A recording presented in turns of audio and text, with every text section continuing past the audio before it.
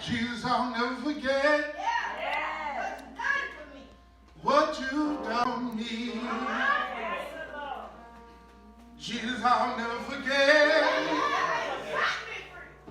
how you set me free. Jesus, I'll never forget how you brought me out. Jesus, I'll never forget. No, never.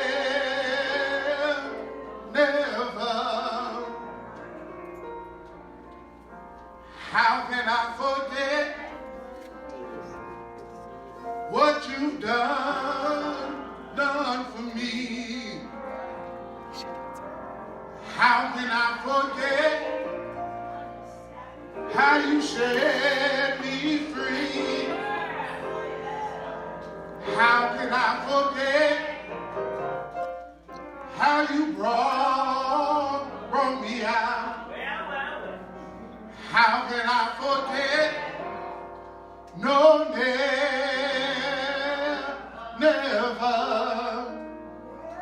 Jesus, I'll never forget how you saved my soul. Jesus, I'll never forget how you made me whole. Jesus, I'll never forget how you brought me out. Jesus, I'll never forget. No, never. You've done so much for me. I cannot tell it all. You've done so much for me.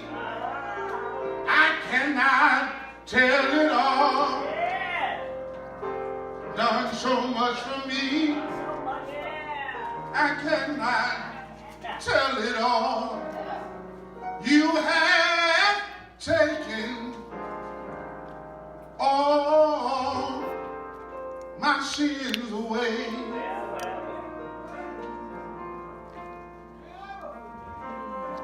Jesus, I'll never forget, Matthew, what you've done for me. Jesus, I'll never forget how you set me free. Matthew chapter 22. Jesus, I'll never forget how you brought me out. Jesus, I'll never forget. No, never. Do me one favor, just look at your neighbor and say, neighbor, how can I forget what you've done for me? How can I forget how you set me free? How can I forget how you brought me out? How can I forget? No, never.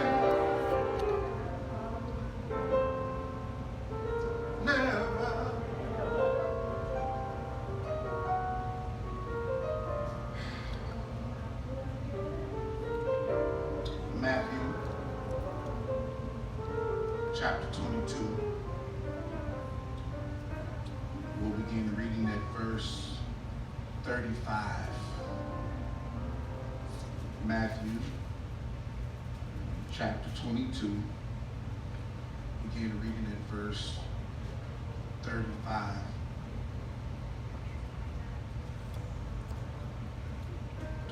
Reading from King James Version. King James Version reads like this. Then one of them, which was a lawyer, asked him a question, tempting him, and saying, Master, which is the great commandment in the law. Jesus said unto him, Thou shalt love the Lord thy God with all thy heart, with all thy soul, and with all thy mind. This is the first and great commandment. For a few minutes today, we want to talk about simply, teach me how to love.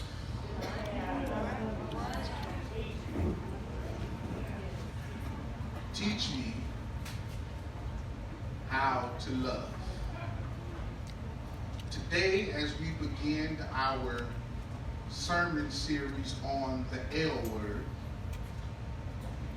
next several weeks we'll be talking about how to love. Today specifically, we're talking about loving the Lord. Amen. Subtitle, Teach Me How to Love. There was a song out a few years ago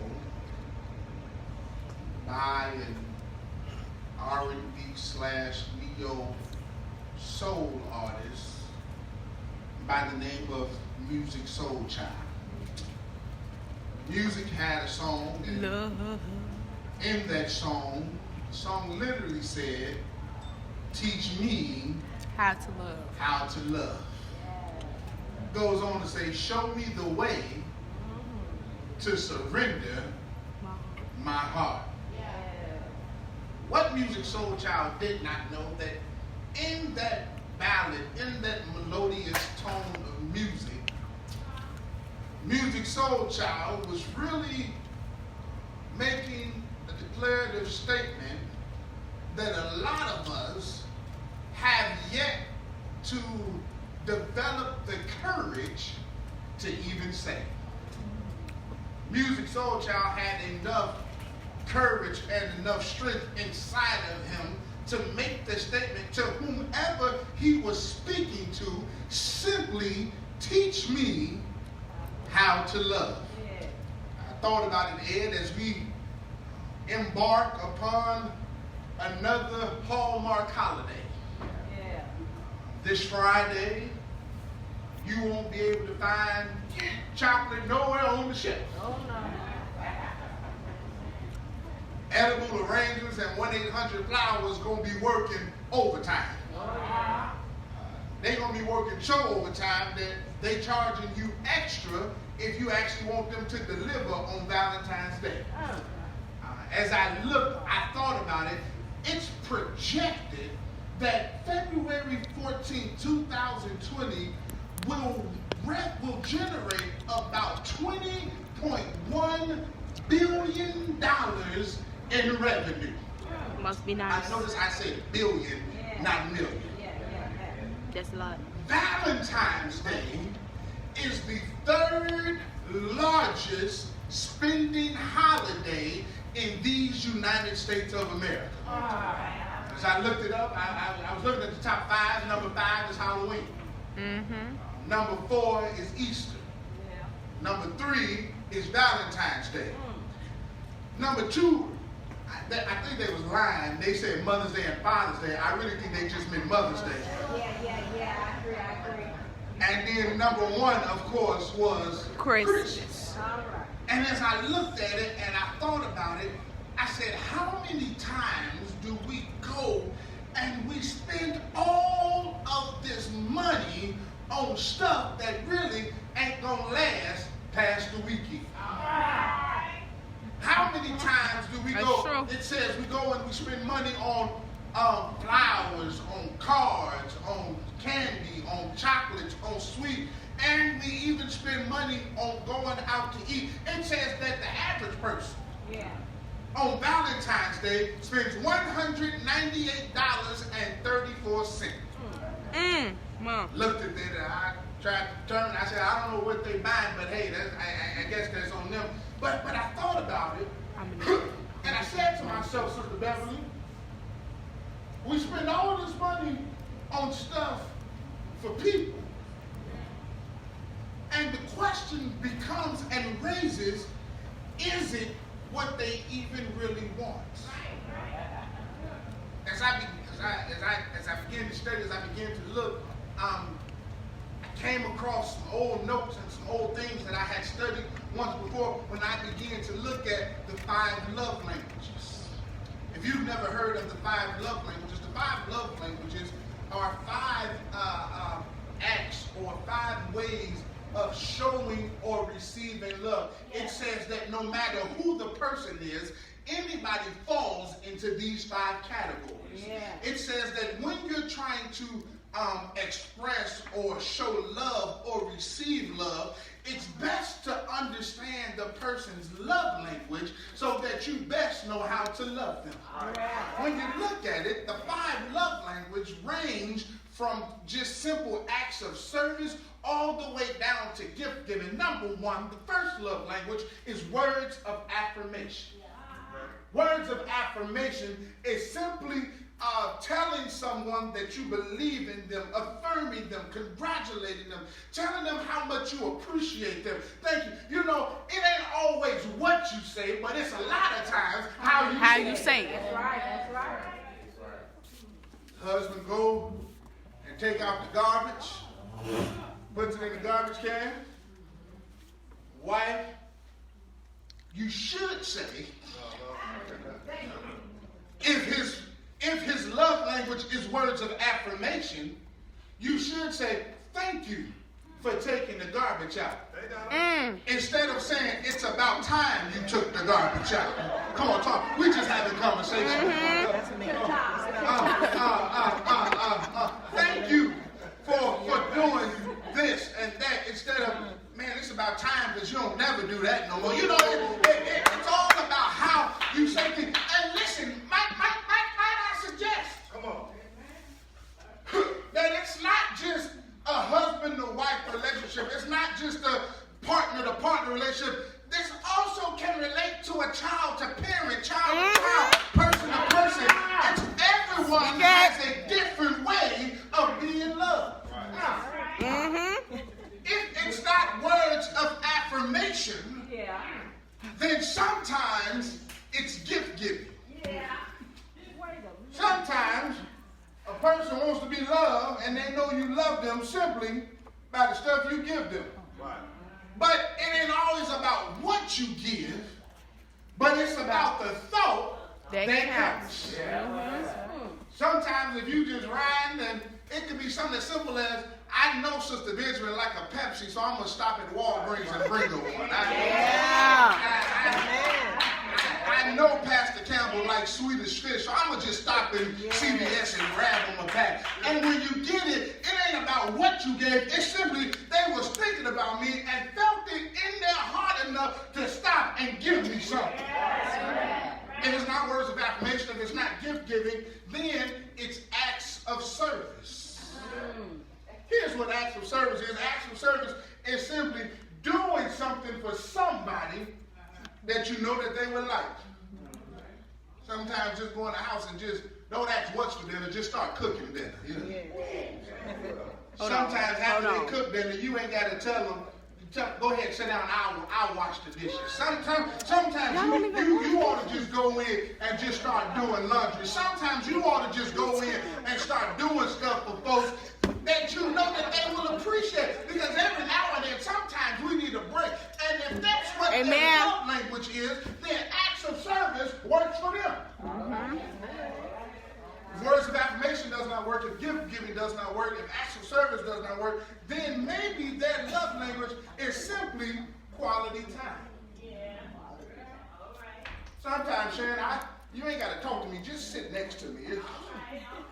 Sometimes I just want to know that you there. Sometimes I just want to be in the same room with you. Sometimes we ain't even got to sit on the couch and watch TV. We can just sit there and talk. Sometimes we just sit there, play a game together. Sometimes we can just sit there. I just know that we're spending quality time together. We're taking a chance to get to know each other. So that's how some people want to be loved. Oh, yeah. It's not words of affirmation, if it's not gift giving, if it's not acts of service, if it's not quality time, the last thing is physical touch. Oh, that's good, Pastor. I love that. Lord have mercy. Sometimes a hug or a kiss is all I want. Oh, yeah. Yeah. Nah. Sometimes I don't want you to talk. I just want to stick my foot out and feel your leg there so I can go to sleep. Sometimes I just need to know that you there. I just want to reach my hand out, feel your touch, feel your hand on my shoulder. Sometimes I just want to know that you're there physically. Please. Oh, yeah. I like that. The problem becomes when we start trying to love people in ways that they don't want to be loved.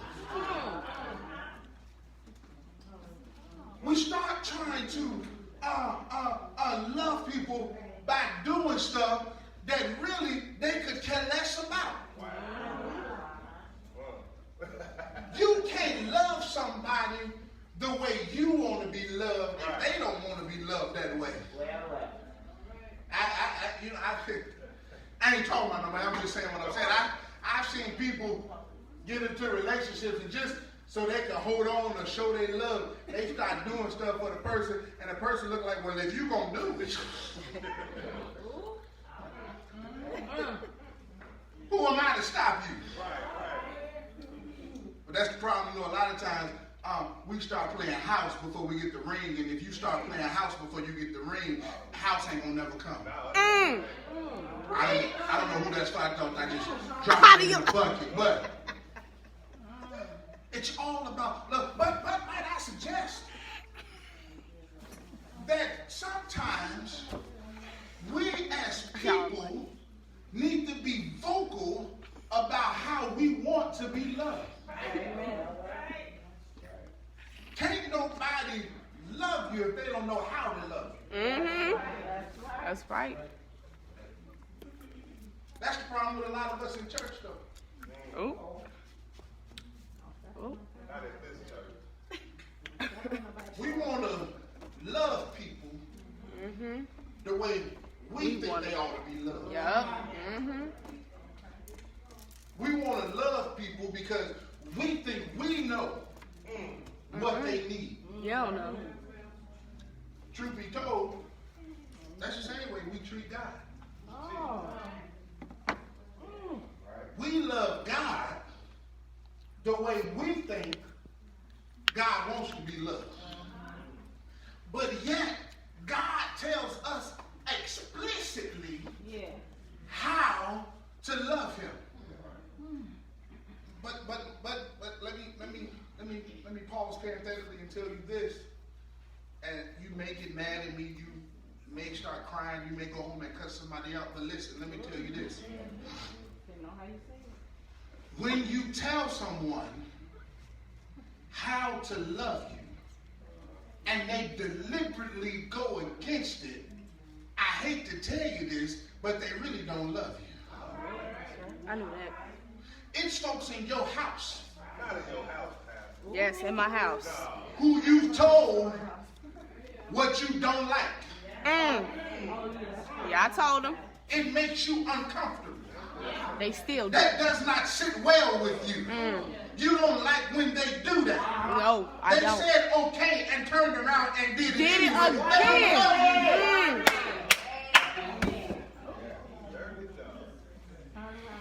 But then again, there are some folks who just don't know how to love. Right. The question is, are we willing to learn?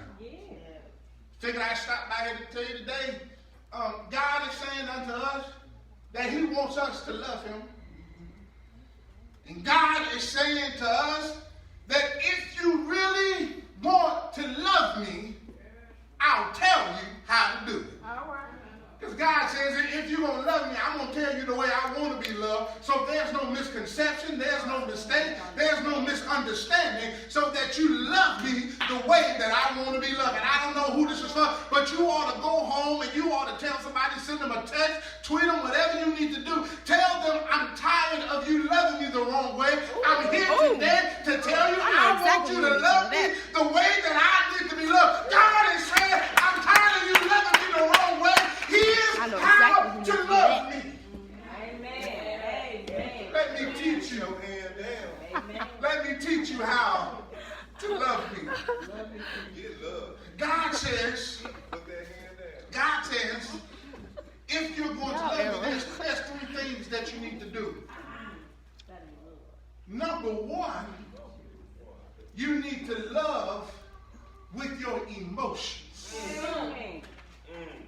When you look at the text, here it is. Understand what's going on. Jesus is now in Holy Week. Yeah.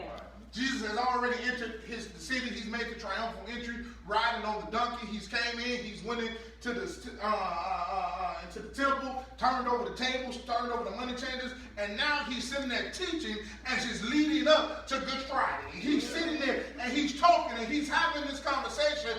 And so the Pharisees try to trip Jesus up.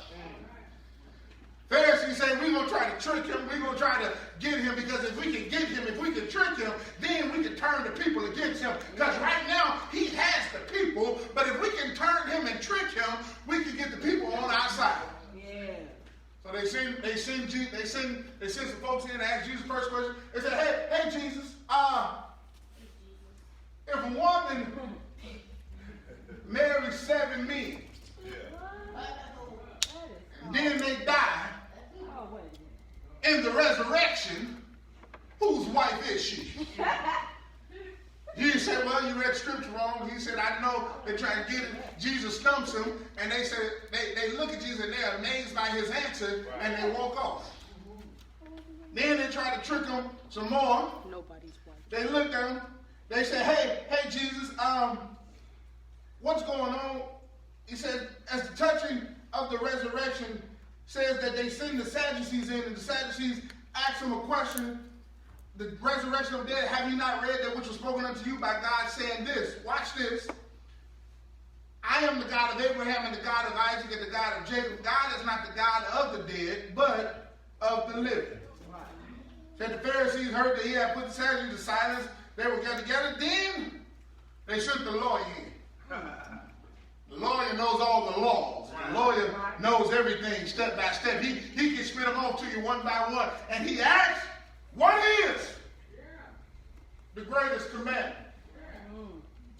Jesus looks at him and says unto him, thou shalt love the Lord thy God with all thy heart, with all thy mind, and with all thy soul. Now, let me say this background. Jesus was simply reciting what was called the Shema. The Shema, S-H-E-M-A, the Shema. The Shema was a Hebrew prayer that the children of Israelites constantly repeated before they went into the promised land. After they got into the promised land, the children of Israel would recite the Shema twice a day. You can find this in Deuteronomy. Chapter 3, verses 4 and 5. They would repeat the Shema over and over again. They would repeat it. It was their prayer. And they were simply saying, love the Lord thy God. Now, here's what you got to understand. Back then, in Deuteronomy, the Shema went like this. Love the Lord thy God with all your heart, with all your soul, and with all your strength. When you get to Matthew and Mark say, love the Lord thy God with all your heart, with all your soul, and with all your mind. But then if you go to Luke, Luke doesn't take a threefold approach. Luke takes a fourfold approach. Luke says, love the Lord your God with all your heart, with all your soul, with all your mind, and with all your strength. Here's why. Because the Hebrews believed back in those days that the heart and the mind were one. That the heart and the mind went together. So when they said heart, the heart took care of everything in the heart and in the mind. So God says, if you're going to love me, love the Lord thy God with all of thy heart. You got to love the Lord with some emotions. Okay, watch this. Here's what the heart is. The heart is simply about affection. It's the nucleus. It's the center. It's where you feel everything. In other words, you ought to love the Lord your God with every single emotion that you have. And your emotions ought not to be dependent on your situation. Good God Almighty. A lot of times we love people only because of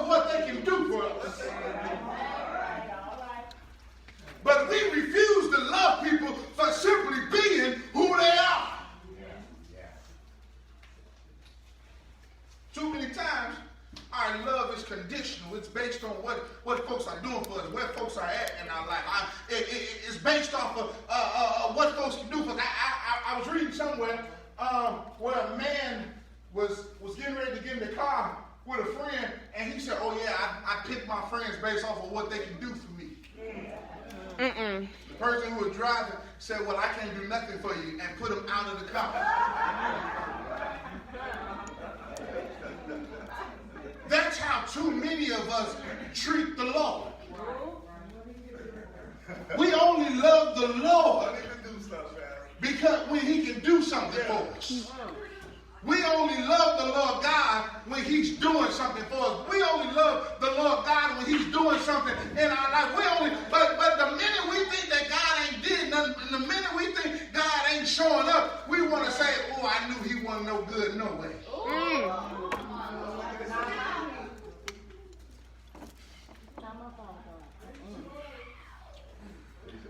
We ought to love God in good times and in bad. That's right. Can I give you an example? Come on. You remember the other day, Shadrach, Meshach, and Abednego were standing in front of the king, and the king said, "I need y'all to bow at the golden image." And they said, "Oh, king, we can't bow." King said, "Well, I got to throw y'all into the fire first." And look what the Hebrew boy said. The Hebrew boy said, "Our God will deliver us." But, good God Almighty. But even if he doesn't, I still know that he is able. And that's what you ought to have in your heart when you love God with emotion. Yes, you got some good times, but bad times are sure to come. And in your bad times, you want to be able to say, "I know that the Lord will show up, but even if he doesn't, I still love him because I know that he is able."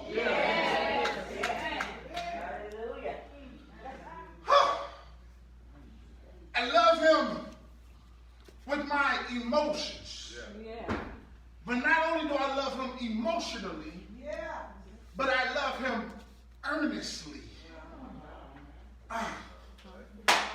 Love the Lord thy God with all thy heart, with all thy soul. Soul, Sean.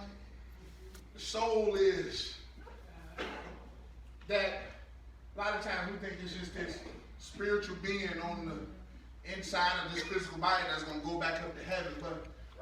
But soul is what you do with sincerity. Meaning you believe it. Meaning it's not a show that you put on. Right. That's right. Because there's a lot of us that put on the show. Okay, let me put you like this. It's gonna be some folks Friday and Saturday. That's gonna post all this stuff on Instagram. Very much me.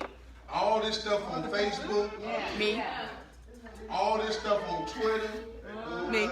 Showing all this stuff that they got. Showing all Very much the so. love and everything. And they want y'all to believe that they got the perfect relationship. And I'm gonna be single on Sunday. And then your stupid butt sit up there talking about relationship goals. But can I tell you the truth? What's the truth? They may show you something on the outside, but they arguing, fighting like dogs at home.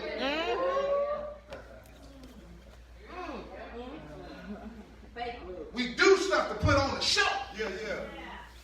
But when's the last time you ever done something just out of sincerity? When's the last time you showed love sincerely? When's the last time you showed love simply because you loved and you wasn't expecting nothing in return? We get up in the morning, and do you ever just tell the Lord, "Lord, I love you," simply just because you love him? Do you just tell the Lord, "I love you," without being prompted to by the preacher or without being prompted by the praise and worship leader? Have you ever just stopped there and said, "Oh, okay, let me put you like this." Sister Benjamin, you remember when you was dating Mr. Benjamin?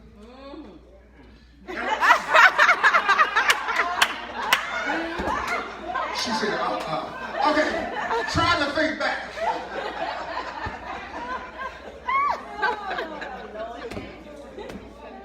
You was dating them, and every now and then you just look over at them and you didn't want nothing, but you just said, That's my boo. I love that man.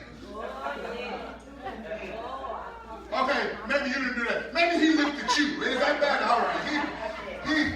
He was sitting there. And he just looked over at you and he just said, He love me. I love that woman. Yeah. It wasn't because he wanted anything or she wanted anything, but it was simply because that was the sincereness of their heart at the time. There's no one that's more sincere than a child's love. Love my parents. You ever realize? You got more than one kid. Okay, let me go back. Hit you with There's this nothing hanger. more sincere than a baby's love. Okay. Let's try that, cause I'm sorry. Let me correct myself. All right. What about teenage love? When there's really no there's no warmth or anything, but simply just the look in their eyes as they look up and a baby reaches up and rubs your face or just hugs on you and just lays on you or just kisses you. There's love there. That ought to be the kind of love that we have for God. Now, that ought to be the kind of love where we don't want nothing from God, but we simply just love on the Lord and just tell him how much he means to us. Just tell the Lord who he is, and we love him just for being God and God all by himself. Don't be like Nathan and say he loves you when he wants something. Come on, be honest. You know, walk up and hug right there. Who did I love you? What you want?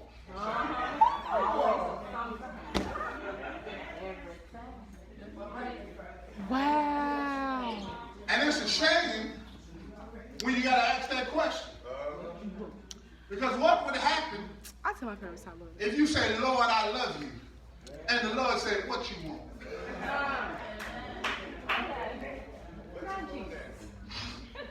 Does he know you ain't just telling him you love him just because? He know you want something. And that's a sad indictment on the church. When we can't just tell the Lord we love him without him asking what we want.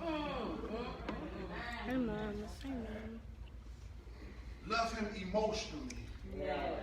Love him earnestly. Oh, yeah. Here's the last thing. Love him with some energy. That's right. That's right. A lot of energy. So good. We know. Love the Lord thy God Oh, yeah. with all thy heart, with all thy soul, with all thy strength. Remember, they're repeating the shema, they're repeating the prayer. And the prayer says, with all thy heart, with all thy soul, with all thy strength. So the strength is literally the physicality of your love. That means that when you come into the house of the Lord, and when you get ready to love the Lord, wherever you are, you ought to put some energy behind it. Don't just walk up to me and just say, I love you, and keep on moving. But when you say, there ought to be some feeling behind it. There ought to be some energy behind it. There ought to be some excitement behind it. Because when you love the Lord, you love him so much that you just can't hide it. Like the songwriter said, I'm so excited. And I just can't hide it. I'm about to lose my mind and I think I like it. Is there anybody in the room that's got an exciting love for the Lord? Is there anybody in the room that can testify that yes, even though I may be feeling down, I've got some energy on the inside that I can love the Lord with every physical being in my body? Love the Lord. The Lord says, if you're going to love me, here's exactly how you need to do it. So now there should be no confusion. There should be no misunderstanding. Here's how you love me. The Lord says, love me emotionally. Love me earnestly. And love me with all energetically. Thank you. I heard you. Thank you. That shit. And I ask right now on this Sunday morning, doors of church over there, if there's one in here that needs to learn how to love the Lord, if that's you, I ask that you come down, take your seat. No. Love you. I love you.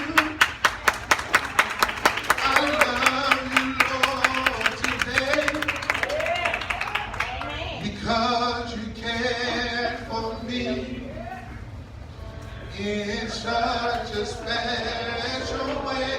That's why I praise you. I lift you up and I magnify your name. That's why my heart is filled with praise. Everybody, come on. I love you. I love you. I love you, Lord, today. Because you care for me in such a special way. That's why I praise you. I lift you up and I magnify your name. That's why my heart is filled with praise. Watch this. My heart, my mind, my soul belongs to you. You paid the price for me way back on Calvary. And yes, I praise you. I lift you up. I magnify your name. That's why my heart is filled with praise. Say that one more time, because that's what the scripture says. My heart, my mind, what is it now? My soul belongs to you. Oh, oh, oh. You paid the price for me. Yes, you did. Way back on Calvary. That's why I praise you. I lift you up. I lift you up. I magnify your name. That's why my heart is filled with praise. Oh, yes it is. That's why my heart is filled with praise. Lord, you the lover of my soul. That's why. That's why my heart is filled with praise. Lord, you died for me way back on Calvary. That's why. That's why my heart is filled with praise. God so loved the world that he sent his only begotten Son. That's why. That's why my heart is filled with praise. Oh, come on, last time. Just say it like you mean it. That's why my heart is filled with praise.